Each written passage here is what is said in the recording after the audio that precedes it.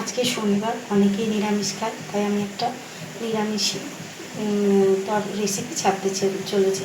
দেখুন, এখানে আমি বটবটি নিয়েছি, এরকম লম্বা করে কেটে, আর আলু ওখানে এরকম করে কেটে ভালো করে জল দিয়ে ধুয়ে বেছে নিয়েছি।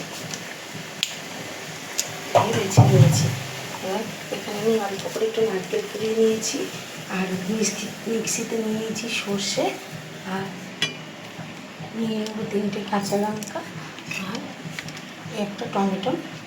এর মধ্যে মিশিয়ে মিক্সিতে আমি পেস্ট করে নেব। তার সঙ্গে নারকেলটা আমি আলাদাভাবে মিক্সিতে পেস্ট করে নেব। কড়াইতে তেল দিয়ে দিয়েছি, সাদা তেল। এবার আমি প্রথমে বটবটিটাকে একটু নুন, হলুদ আর সামান্য পরিমাণে একটু চিনি দিয়ে ভেজে নেব।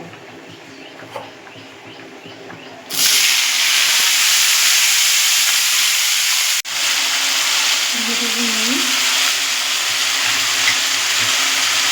হলুদ আর অল্প একটু চিনি দিয়ে ভেজে নেব।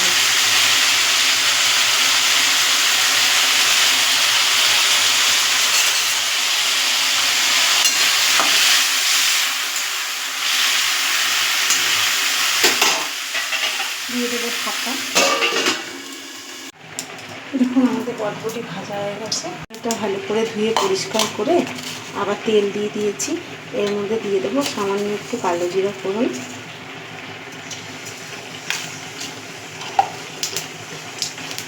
এবার আমরা এর মধ্যে আলুগুলো এক এক করে ছেড়ে দেবো। আলুগুলোও আমি ভেজে নেব।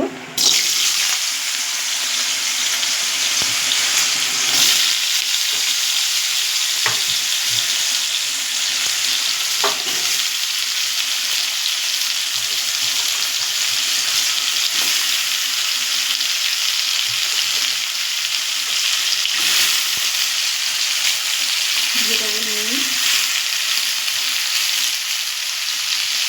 হলুদ,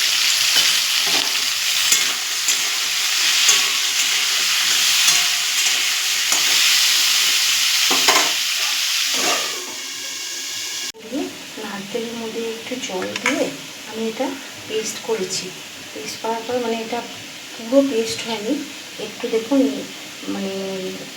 আছে চাকা চাকা, একটু পুরো পেস্ট হয়নি। এবার এটা আমি ছেঁকে নেব। আমার যে নারকেলের দুধটা সেটা দরকার। এই ছাবড়াটা আপনারা ফেলতে পারবেন না। এই ছাবড়াটা দিয়ে আপনাদের একটু বেসন দিয়ে মাখিয়ে আপনারা বড়া ভেজে খেতে পারবেন। আমাদের আলুটা ভাজা হয়ে গেছে। এর মধ্যে আমরা মশলাটা দিয়ে দেবো। আলুটা আমি 1 থেকে 2 মিনিট ঢেকে রেখে, মিডিয়াম আগে ঢেকে রেখে খুলে দেখি যে না, আলুটা আমার লাল হয়ে ভাজা হয়ে এসছে। তারপরে আমি এটা দিয়ে দেবো। এর মধ্যে আছে সর্ষে, টমেটো আর লঙ্কা পেস্ট করে নিয়েছি। আমি দিয়েছি সাদা সর্ষে। এবার এটা দিয়ে আমরা কিছুক্ষণ নাড়াচাড়া দেবো। দিয়ে দেবো বটবটিটা দিয়ে আমরা কিছুক্ষণ এটাকে মিডিয়াম আঁচে রেখে নাড়া দেবো। খুব বেশি রাখবো না, কারণ সর্ষেটা তাহলে তেতো হয়ে যাবে। দিয়ে দেবো অল্প একটু হলুদ এর মধ্যে, খুব বেশি হলুদ দেবো না, যেহেতু আমি এখানে নারকেলের দুধ ব্যবহার করছি, তাই আমি খুব একটা বেশি হলুদ দেবো না।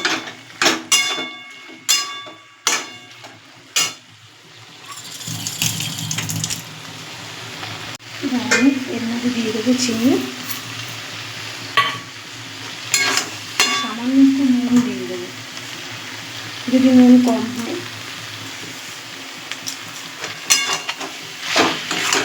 এটাকে কিছুক্ষণ একটু মিডিয়াম আঁচে রেখে, একদম নেবা আঁচে নাড়িয়ে কিছুক্ষণ, তারপর আমি জল দিয়ে দেবো।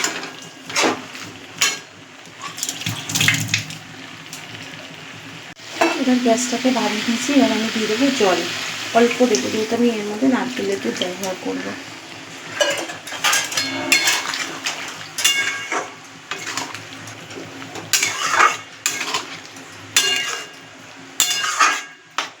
এটাকে আমি একদম মিডিয়াম আঁচে রেখে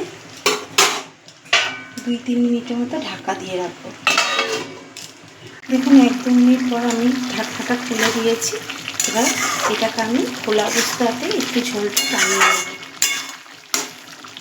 গ্যাসটা আমি বাড়িয়ে দিয়েছি।